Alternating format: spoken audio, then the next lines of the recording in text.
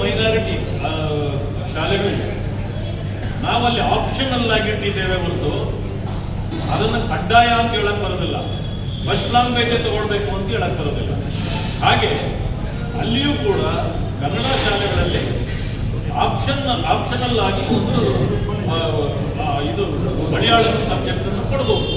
ಅದನ್ನು ಬಿಟ್ಟು ಈ ರೀತಿ ಒತ್ತಾಯ ಮಾಡಿ ಚುನಾವಣೆಗಾಗಿ ಈ ತಂತ್ರಗಾರಿಕೆಯನ್ನು ಮಾಡಲಿಕ್ಕೆ ಕೇರಳ ಸರ್ಕಾರ ಹೊರಟಿದೆ. ಇದು ವ್ಯವಸ್ಥೆಯ ವಿರುದ್ಧವಾಗಿ ನಡೀತಾ ಇರ್ತಕ್ಕಂಥ ಒಂದು ವಿಷಯ ಅಂತ ಹೇಳಲಿಕ್ಕೆ ಬಯಸ್ತೇನೆ. ಎರಡನೇದಾಗಿ ಈ ವಿಚಾರದಲ್ಲಿ ಕಾಂಗ್ರೆಸ್ ಸರ್ಕಾರ ಯಾವಾಗಲೂ ಕೂಡ ಕಮ್ಯುನಿಸ್ಟರಿಗೆ ಮಣೆ ಆಗ್ತಕ್ಕಂಥದ್ದನ್ನು ನಾನು ಗಮನಿಸ್ತಾ ಇದ್ದೇನೆ.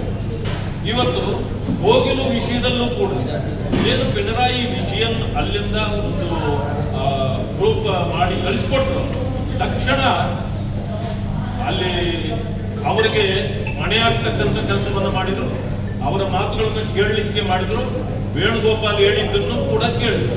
ಅಂದ್ರೆ ಕೇರಳದ ಒತ್ತಡಕ್ಕೆ ಇವರು ಮಣಿದ್ರು ಅಂತಕ್ಕಂಥ ಅಪಾದನೆ ಇವತ್ತು ಕೂಡ ಇದೆ. ಇದರ ಮಧ್ಯದಲ್ಲಿ ನಾನಿನ್ನು ಒಂದು ವಿಚಾರವನ್ನು ಗಮನಿಸಿರ್ತಕ್ಕಂಥದ್ದು, ಇವತ್ತು ಕಮ್ಯುನಿಸ್ಟ್ ಅಂತಕ್ಕಂಥದ್ದು ರಾಷ್ಟ್ರದಲ್ಲಿ ಸಂಪೂರ್ಣವಾಗಿ ನಶಿಸಿ ಹೋಗ್ತಿದೆ.